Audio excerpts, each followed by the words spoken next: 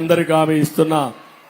ఇది కాకుండా నెల్లూరు నగరానికి 696 కోట్లతో త్రాగునీరు తీసుకొచ్చాడు, పథకాన్ని పెట్టాడు. దోమల రహిత నగరంగా మార్చేదానికి అండర్ గ్రౌండ్ డ్రైనేజ్ కోసం 585 కోట్లు ఖర్చు చేశారు. 650 కిలోమీటర్ల మేర ఎండ్ టు ఎండ్ సిమెంట్ రోడ్లు వేశారు. 735 కోట్లు ఖర్చు పెట్టాడు. 82 కోట్లతో వరద నీటి కాలువలు కట్టించారు. 56 కోట్లతో 73 పార్కులు రిపేర్ చేశారు. 22 కోట్లతో ఎన్టీఆర్ నెక్లెస్ రోడ్ వేశాడు. కాపు భవన్, బీసీ భవన్, అంబేద్కర్ భవన్, బాబు జగజీవన్ రాముకి ఈ భవనాలన్నీ 20 కోట్ల రూపాయలు ఖర్చు పెట్టి చేశారు. రొట్టెల పండుగ రాష్ట్ర పండుగ గుర్తింపించి బారా షాహిద్ దర్గా, షాదీ మంజిల్, గోషా ఆసుపత్రి, మైనారిటీ బాలికల కళాశాల, నైపుణ్యాభివృద్ధి కేంద్రం, శ్మశాన వాటికల అభివృద్ధి, మటన్ మార్కెట్, చేపల మార్కెట్ కు 40 కోట్లు ఖర్చు పెట్టారు.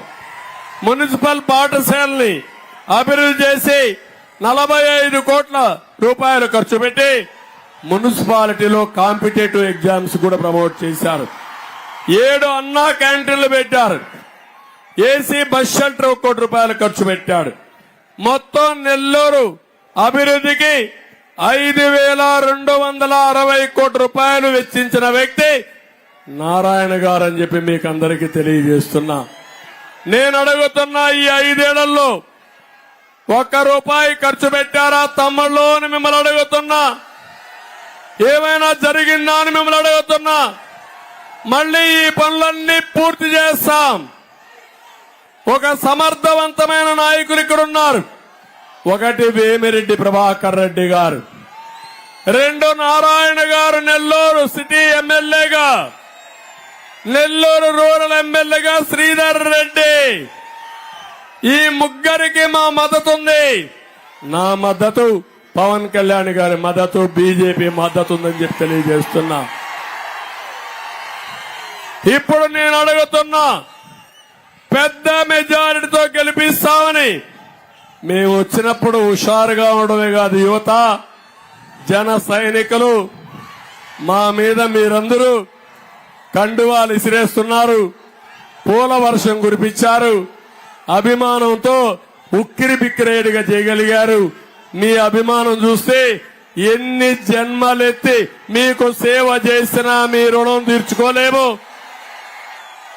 నేను గాని పవన్ కళ్యాణ్ గారు ఆలోచిస్తున్నాం, మళ్లీ జన్మంటూ ఉంటే తెలుగు జాతి, తెలుగు గడ్డ మీదనే పుడతాం. ఈ అభిమానం శాశ్వతం, మీ రుణం తీర్చుకుంటామని చెప్పి కూడా మీకు తెలియజేస్తున్నా.